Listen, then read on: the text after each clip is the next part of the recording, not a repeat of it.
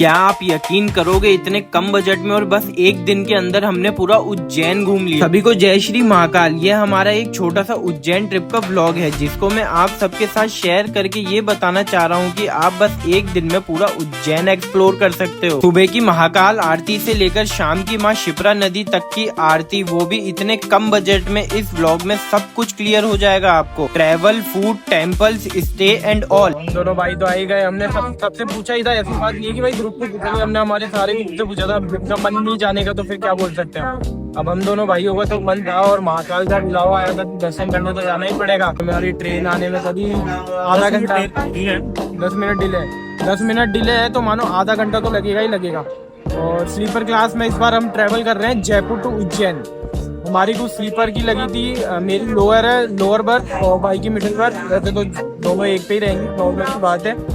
तो कुछ स्लीपर की लगी थी, हमारी 460 है ना, 460 ऐसे कुछ करीब लगे थे पर पर्सन। ट्रेन लेट होने के कारण हमें बैठे बैठे भूख लगने लग गई थी, तो हम चले आते हैं चिप्स लेने। ट्रेन करीब 1.5 घंटे के बाद निकल पड़ती है प्लेटफॉर्म से, और इस भरी गर्मी में बैठा इंसान और उस पर आए अचानक से ट्रेन के विंडो से ठंडी ठंडी हवा, क्या सुकून है भाई। हवा खाते खाते प्लेटफॉर्म से लिए चिप्स कुरकुरे निकाल कर खा लेते हैं, पर हमारी भूख एक चिप्स कुरकुरे से भर जाए वो कैसे। 1:30 बजे के करीब हमारी ट्रेन एक प्लेटफॉर्म पर जाकर रुक पड़ती है, जहाँ सिर्फ एक ही दुकान ओपन थी और उस पर क्राउड था भर के। हम भी जाकर अपनी एक पकोड़े और आलू पूरी की प्लेट लगवा लेते, फिर थोड़ा खाना खाकर वॉक पर आते हैं। पीछे ही पीछे जनरल डब्बे में चढ़ जाते हैं और अपने कोच तक पैदल पहुँचते हैं। सुबह सुबह उज्जैन आने से पहले ही हम दोनों भाइयों की आँख खुल पड़ती है और पहला नजारा उज्जैन जंक्शन का दिखता है। उज्जैन उतरते ही लग जाते हैं हम हमारे काम पर। पूरी रात अच्छे से नींद लेने के बाद ना हमको कोई थकान महसूस हो रही थी और ना आपको होनी चाहिए। दोनों भाई उज्जैन की गलियों में चल रहे हैं, ढूंढ रहे हैं कॉम्प्लेक्स, ढूंढ रहे हैं। मतलब यहाँ पे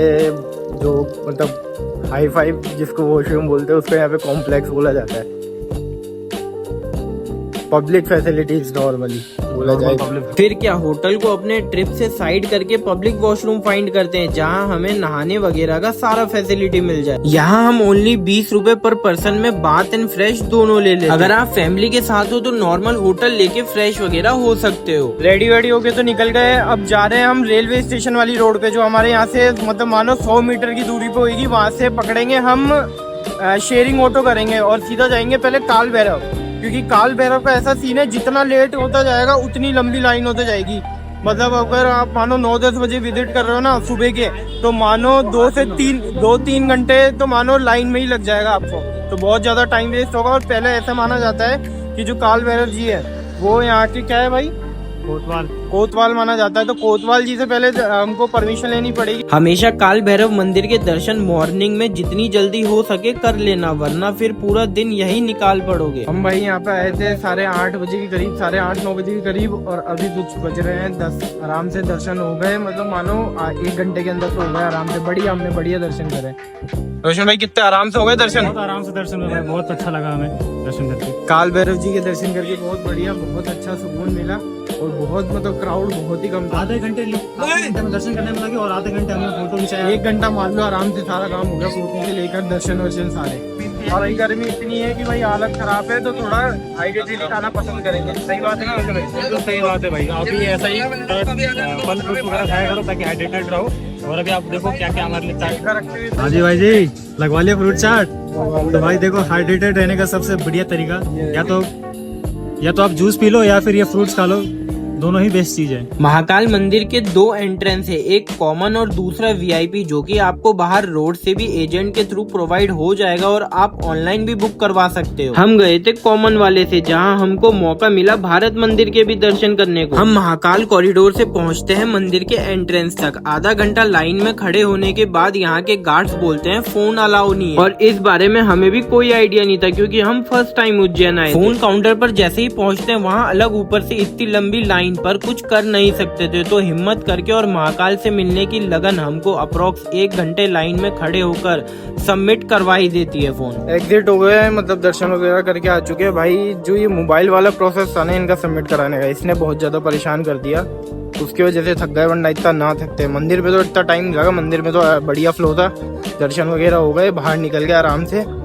फिर उसके बाद जो ये मोबाइल वाला सीन था ना, मोबाइल में पहले जमा कराओ, उसमें अलग से लाइन, फिर वापस पर्ची देंगे, फिर वापस उसको लेके जाओ, फिर उसका अलग लाइन। तो ये माथाफोड़ी बहुत ज्यादा था।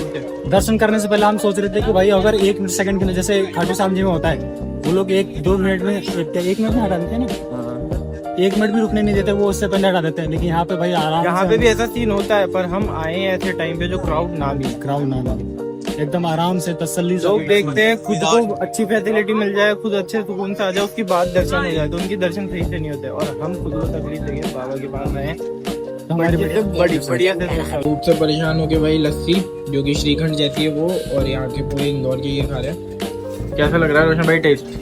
देखो लस्सी का टेस्ट ठीक ठाक है, ऐसा लग रहा है श्रीखंड खा रहे हैं। पोहे हैं, इंदौर के पोहे तो आपको पता ही है, तो उज्जैन में भी पोहे बढ़िया मिल रहे हैं। जैसे प्लेन है पोहे, पर पोहे सही है, ठीक ठाक है, खाने लायक है, टेस्ट में बढ़िया है पोहे। तो भाई बात कर रहा था दोनों भाई टेरी कर लिए हैं। और अभी भैया से बात हुई, पहले तो हम क्या ऐसे ही जा रहे थे नॉर्मल करके, फिर भैया से बात हुई कि हमारे 3 मंदिर बच रहे हैं अभी, और 3 मंदिर शाम को, तो भाई जैसे अपने शाम को बच रहा है एक तो रामघाट और महाकाल कॉरिडोर ये सब, और एक और मंदिर बच रहा है वो शाम की आरती का है, तो वो तो हम खुद ही कर लेंगे, उसकी तो टेंशन नहीं है। अभी 3 मंदिर और बच रहे हैं, तो उनके भैया की बात हो गई जो डिस्टेंस पे, तो 300 रुपए ने हमने पूरा बुक कर लिया भैया को शाम तक। तो भैया हमको, और भाई देखो अलग अलग करके जाएंगे तो हमें टाइम लग जाएगा, और जल्दी एक ही ऑटो हमने कर लिया जिस ताकि फटाफट हमारा दर्शन हो जाए, और भैया हमें वापस यहाँ लेकर छोड़ देंगे, और हम वापस स्टेशन के पास में, स्टेशन के पास की जगह वहीं से पास पड़ी वहीं से वो महाकाल कॉरिडोर वहीं पास में पड़ जाएगा, तो हम सारा कुछ कवर कर लेंगे, वो भी फटाफट टाइम अपने टाइम के अकॉर्डिंग।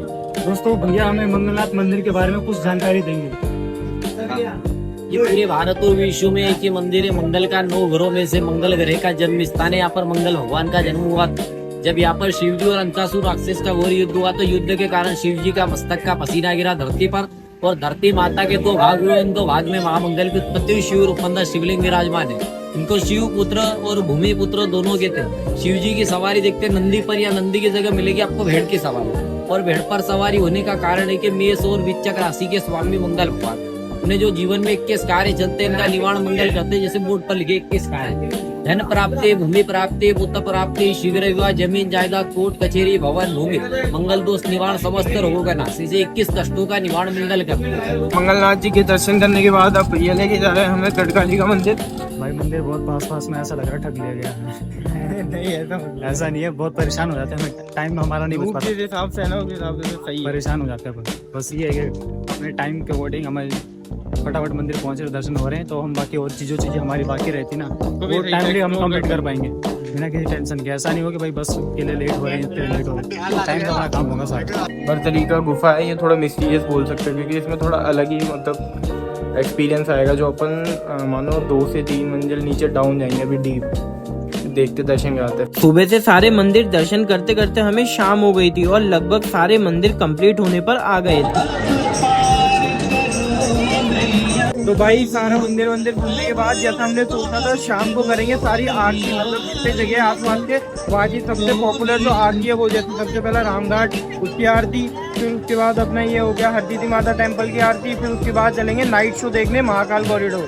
तो अभी दिखाते हैं आपको आरती, जो भाई सुकून है ना यहाँ पे आरती का देखने के, अलग ही लेवल, भाई भी अलग है भाई। आते ही एकदम सुकून सा लग रहा है मन, पूरे दिन घूम घाम में धूप में परेशान हो गए थे, पर यहाँ आने के बाद है ना मन शांत हो गया। आरती की टाइमिंग का सबको कंफ्यूजन रहता है, समर में क्या रहेगा, फिर विंटर में क्या रहेगा, तो आप सिंपल अपना एशियन टाइम फॉलो कर लेना। जैसे ही सूरज पूरी तरह से नीचे जाए और हल्का सा अंधेरा होना चालू हो, समझ जाना आरती का टाइम हो गया है। बस सिंपल यहाँ से जितनी जल्दी फ्री हो सको होकर आप तुरंत पीछे रोड से हरसिद्धि माता मंदिर की आरती के लिए पहुँच जाना। तो गाइस अभी हम रामघाट पर माँ शिप्रा की आरती देखकर आ रहे हैं, दर्शन ले लिया, आशीर्वाद ले लिया, और अभी हम जा रहे हैं हरसिद्धि माता टेम्पल की आरती देखने। चलो आपको दिखाते हैं वहाँ पे प्रॉपर दर्शन कैसे होता है। शाम को इन दोनों आरतियों को देख के जो सुकून मिला हम शायद वीडियोस के थ्रू बता भी नहीं पा रहे, इसलिए गलती से भी ये 2 आरतियां तो मिस मत करना। फिर हम हरसिद्धि माता टेम्पल से 500 मीटर वॉक करके पहुंचते हैं महाकाल कॉरिडोर लाइट शो देखने। महाकाल कॉरिडोर बहुत बड़ी एरिया में था, इसलिए हमें यहाँ टाइम भी बहुत लगा और चलना भी बहुत पड़ा, पर एक्सपीरियंस अच्छा था। यहाँ आपको महाकाल के सारे रूप देखने को मिलेंगे। पूरा दिन घूमने के बाद और अपना ट्रिप कंप्लीट करने के बाद दोनों भाई पहुंचते हैं होटल और करते हैं डिनर, जो कि महाकाल कॉरिडोर के पास ही था। अब यहाँ से हमें डायरेक्ट जयपुर की बस नहीं मिलती, क्योंकि जयपुर के लिए जितनी बसेस थी वो निकल चुकी थी और लगभग रात के 12 बज रहे। फिर हमें यही करना सही लगा, उज्जैन से कोटा और फिर कोटा से जयपुर, क्योंकि बहुत रात हो चुकी थी और बारिश भी आने वाली थी। तो हम दोनों भाई आराम से जा बैठते अपनी अपनी सीट पर। अब मैं आपको एक बार पूरे ट्रिप का बजट समझा देता हूँ। हमने जयपुर से उज्जैन की ट्रेन टिकट ली थी स्लीपर में, जिसकी कॉस्ट थी पर पर्सन 415। उज्जैन एक्सप्लोर करने के लिए ट्रेवलिंग कॉस्ट आया 600 पर पर्सन। पूरे दिन के मील का कॉस्ट आया 600। हमारी उज्जैन टू कोटा की बस फेयर थी 350 पर पर्सन और फिर कोटा टू जयपुर लगे 200 पर पर्सन। तो ऐसे 2165 रुपए में किया हमने हमारा उज्जैन ट्रिप एक दिन के अंदर। ऐसे और भी स्टोरी टेलिंग बजट ट्रिप के लिए सब्सक्राइब करके रख लो, अभी से ही काम आएगा तुम्हें आगे।